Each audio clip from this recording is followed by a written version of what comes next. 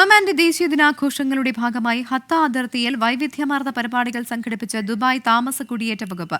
Dubai immigration മേധാവി lieutenant general Mohammed Ahmed Al Marri, Oman പോലീസിലെ ഉന്നത ഉദ്യോഗസ്ഥർ ഉൾപ്പെടെയുള്ളവർ പരിപാടിയിൽ പങ്കെടുത്തു. ദുബായ് അതിർത്തി തുറമുഖ സുരക്ഷാ കൗൺസിലും Dubai general directorate of residency and foreigners അഫയേഴ്സും സംയുക്തമായാണ് ആഘോഷ ചടങ്ങുകൾ സംഘടിപ്പിച്ചത്.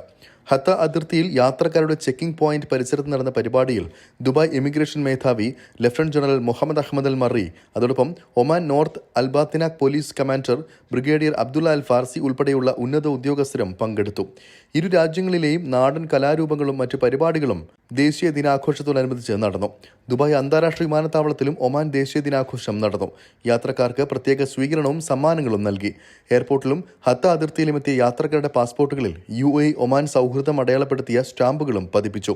ആധുനിക ഒമാന്റെ ശില്പിയായ അന്തരിച്ച സുൽത്താൻ ഖാബൂസ് ബിൻ സൗദിന്റെ ജന്മദിനമാണ് രാജ്യം ദേശീയ ദിനമായി ആഘോഷിക്കുന്നത്.